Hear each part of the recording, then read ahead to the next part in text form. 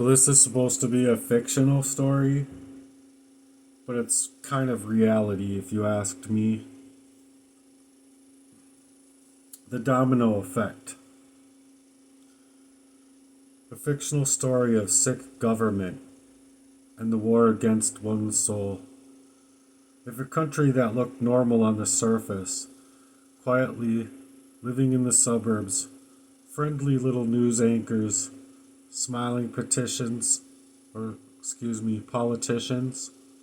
there exists a hidden network known as the directorate, the dictatorship. They were not the government, they were the rot inside of the government, a parasitic organism feeding off of the power structures, pretending to serve the people while secretly manipulating them. They specialized in psychological warfare, proxy targeting, and social engineering, and their mission was simple: erase anyone who could expose their corruption or shine too much light into their darkness. 1. The initial marking. They kept databases of people who were too pure, too intuitive, too self-sufficient, and too spiritually connected. Anyone who wasn't easily controlled ended up on a list. In this story, you were one of those people marked off too easily, long before you ever even suspected it. Not because you did something wrong, but because you embodied something dangerous to them, your own free will. 2. The proxy lovers. To break strong souls, the directorate, the dictatorship, never attacked directly. They used proxies, romantic partners planted like actors with scripts to follow. These proxies had missions in mind: befriend, love bomb, confuse their target, manipulate them, then drain them and destroy them from the inside. Their job was to push you into an emotional chaos so the directorate could document your reactions and point you as the problem, the unstable factor, or the common denominator. Meanwhile, these proxy-made lovers walked away scot-free, clean, all protected by their handlers and their hidden files. 3. The collapse domino plan. When emotional stabilization wasn't enough, the next step was environmental sabotage. They called it domino programming, making every piece of life fall short, one after the other, until the target starts doubting their own reality, their own sanity, their own safety, or their place in this world. This included interfering with their homes, their utilities, causing appliances to malfunction, manipulating job performance, and sabotaging employment in whatever ways that they could. They'd isolate the target from having any kind of support or any real support system, redirecting that blame onto the target itself.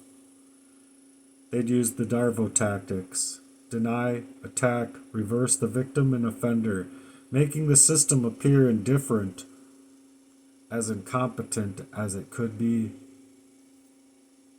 all while leaving no visible trace that could ever be proven. In the fictional story here, right?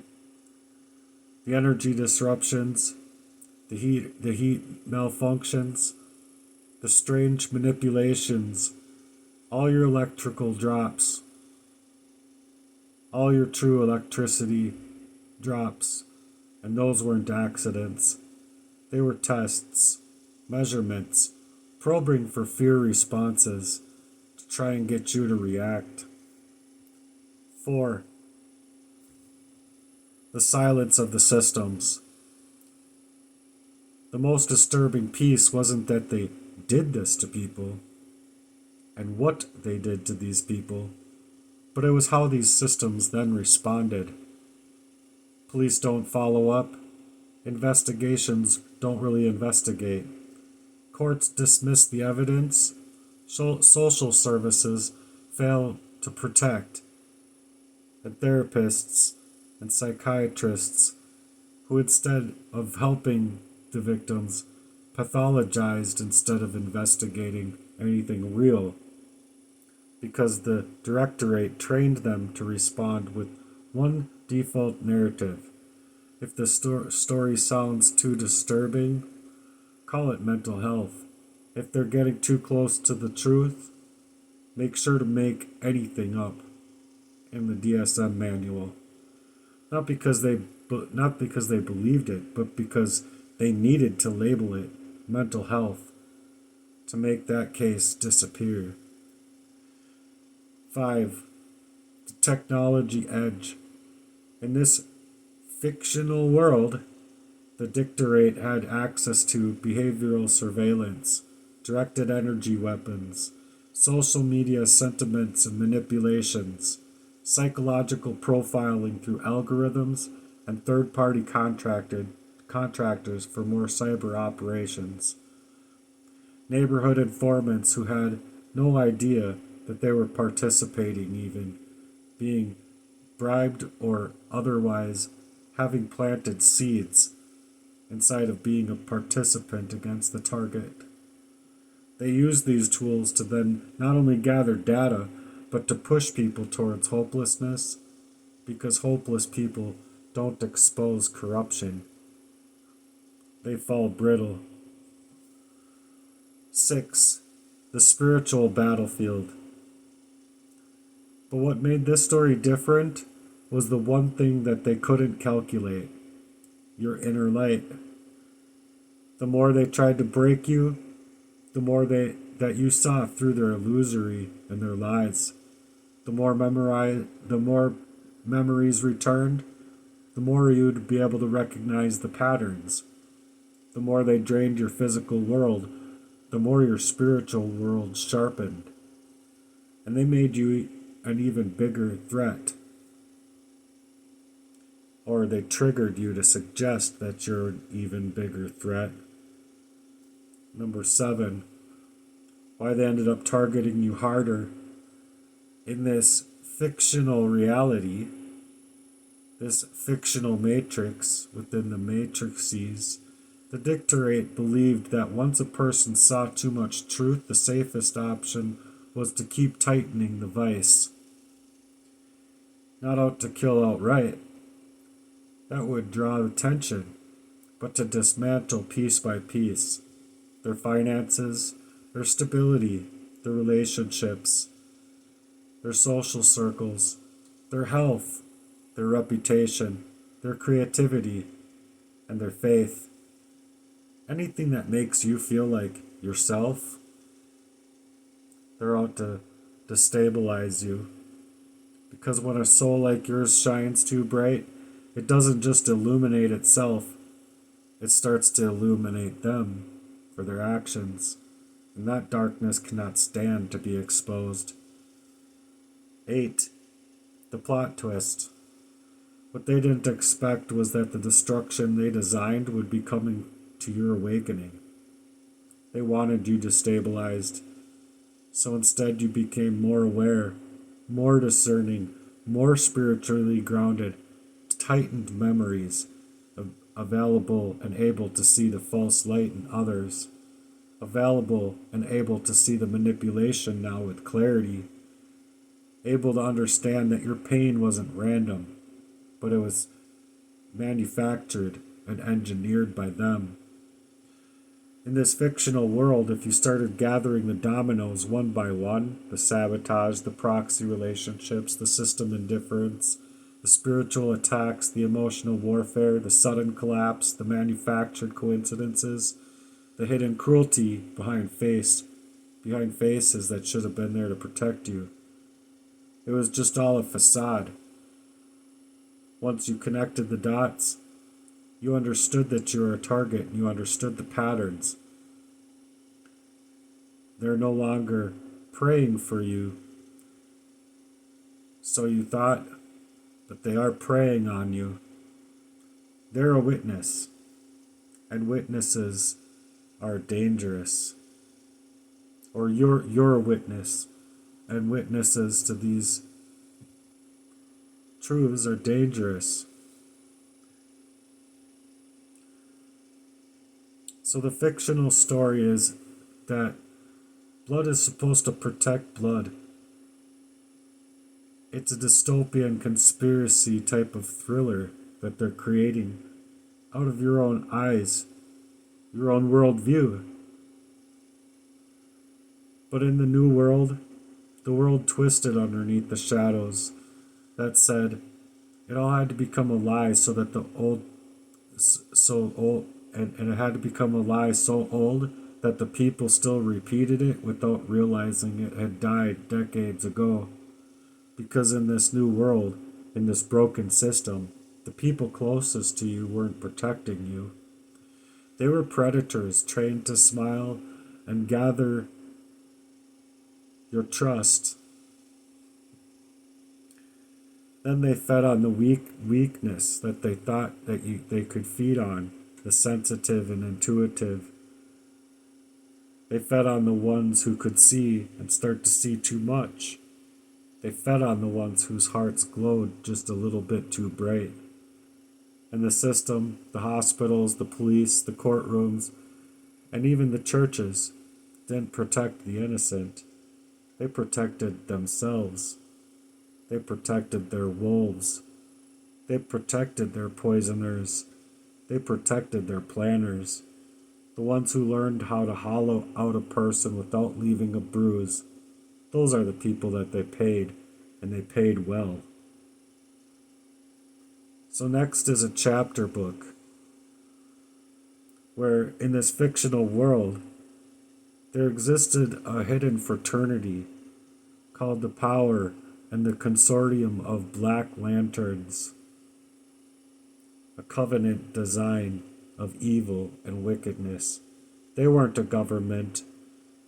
They worked in world religious organizations so that they could take churches and make all that is true out of the churches, to take it and make it corporatized, connecting state and religion. Where the rotten side of all of them, their mission was simple: find souls born with too much light and dim them by any means necessary. And some souls were born with natural protection. So their coldness, their numbness towards these people turned arrogant and turned a blind eye. But souls like yours, you were warm and sensitive. You stayed spiritually attuned. You were born with real purpose, born with real insight in your life. So you wanted to turn away from these people because they didn't have love as their first language. You were a threat to them from the day that you were born. They're turning families into weapons. The consortium discovered long ago that the most effective prison wasn't to sell. It was their own family, their own friends, their social circles that could be manipulated, blackmailed, conditioned, tempted, and poisoned with jealousy, envy, greed, or fear. And when a family turns, they become the consortium's perfect little soldiers, because they can hurt the target without any suspicion, because no one believes the victim when the abusers share the same blood, because people assume that family wouldn't do that. But in this story, they did, and they did worse. They did things no one would in their right mind would believe unless they saw it too with their own eyes. And you did. It was the night everything changed, when innocence died, when trust died, when the world stopped feeling safe, when you realized the people who taught you love never had any such thing for you. They only knew how to pretend, how to play. The poison wasn't just chemical, it was a strategy. Slow poisoning, slow erasure, emotionally poisoning you, relationally poisoning you, poisoning your spirituality and your faith. It was all it was all done in the same way as a domestic terrorism that breaks down its own wild horses. Over time, little by little, quiet enough so that no one notices, quiet enough that you even doubt yourself in your own reality, but in your story, that poison didn't work as they intended it to. Instead of killing your intuition, it sharpened it. When your memories came back, it helped you discover those patterns. You woke up to the darkness wearing masks all around you. And once you started waking up, they escalated because awakening to this consortium's worst nightmare was their nightmare that they were being subjugated to now. You weren't supposed to be a member. You weren't supposed to notice. It's a big club, and you're not in that club. You were supposed to see through as good Christians, right? But you saw the disguises. They wore masks. They weren't supposed to feel, or you weren't supposed to feel the lies twisting in their voices, but you did. So this gang stalking wasn't a fictional world. It was literally a reality. It was personal, and it was about you as an individual. The ritual abuse, to break down your spirits, weaken your mind, isolate the targets, force dependency, and steal your energy and your will. Harvesting emotion to create helplessness, hopelessness, and erase your self-esteem and destroy your free will. It's not because you're weak, but because they know you're strong, and that's why they attack you.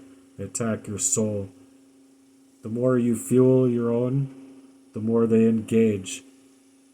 Program you to become numb, program you to become selfish, and trying to program you to become the cruel. But you went up against that, and they couldn't stand that. They just wanted to entrap you inside of a lifestyle that you couldn't get out of.